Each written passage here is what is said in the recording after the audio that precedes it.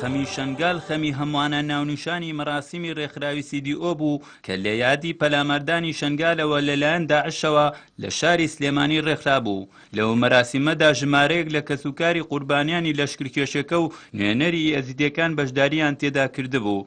باسییان لە تاوانە قێزەونەکانی داعش و بە جینۆساید ناساندنی کۆمەڵکوژی ئەزیدیەکان و بە دەنگەوە چوونی قوربانیان و بنیادنانەوەی شەنگالیان تێدا کرد. هەزارەها ژن و مناڵ و پیر و کەسانی ئێزیدی کوشتیان و ژنەکان بەدیلیان کرد و سەبییان کرد و هەزارەها کەس بێسەر و شوێنمان و سەرگەردانمان لە کاتێکە بەهۆی هەتا ئێستش جێگای پرسیارەکە هێزە ئەمنیەکانی مەسئول بوو لە پاراستنیان بەجێیان هشتن لە ناو دەستی داعشە.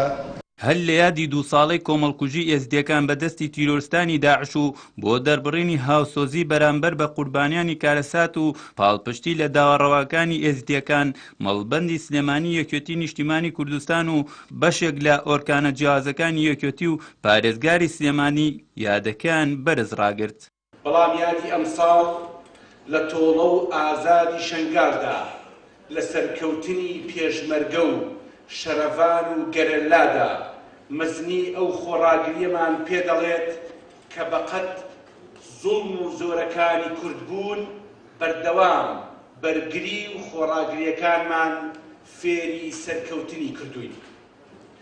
ئێمە لە شەنگالەوە زەفەریان لێهێناین و لە کۆبانیەوە تۆڵەمان لێکردنەوە. ئێمە لە ئەمفالەوە ویستیان وێرانمان بکەن و لە ڕاپەڕینەوە خۆمان ئاوەدان کردەوە. ئەم خەسڵەتە و حەقیقەتی کوردبوونی ئێمە، ئەمە پەندەکانی فێرگەی بەرگری کوردانەی ئێمەیە و تایبەتمەندی مێژووی مانەوەمانە.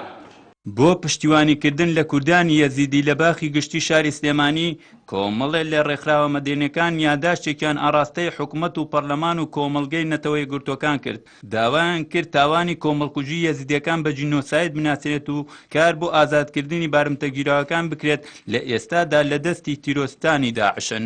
پرۆژە بڕیارێکمان هەبوو بۆ یە پرۆژە بڕیارە بێتەوەی کە یاسایەک لە داهاتوە بێتە پارێزەری مافەکانی شەنگال و هەروە ئەوانەی کە بوونەتە قوربانی لەو کارە تیرۆریستانە و هەروە لە یەکێک لەوانە 3/8 بێتە ڕۆژێکی جینۆساید و ئەوانەی کە بوونەتە هۆکار و کەمتەرخەم لە دروستبوونی ئەو کارەساتێک کە بەسەر شەنگالات ئەوانە هەمویان بدرێنە دادگا و ئەوانەی کێش قوربانیانی ئەو کارەساتە لە ڕووی مادی معنەویەوە قەرەبوو بکرێتەوە بە شێوازێ بێ بۆەوەی لە داهاتوە یاسا بێتە مافەکانیان پارێزرا بێ.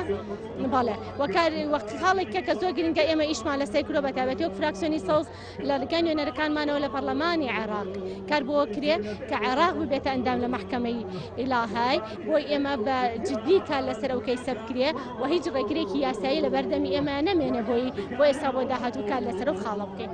ئێزیدیەکان وەک بەشێک لە گەلی کورد و بە درێژایی مێژوو زوڵم و زۆریان بەرامبەر ئەنجام دراوە هاتنی داعش و داگیرکردنی شەنگال و بە بارمتەکردنی کچان و ژنانی ئێزیدی دوایین مەرگەساتیان نەبوو کە بە هەزاران ژن و کچی ئێزیدی کەوتە دەستی ئەو تیرۆرستانە و تا ئێستاش بەشێکی زۆریان چارەنووسیان نادیارە.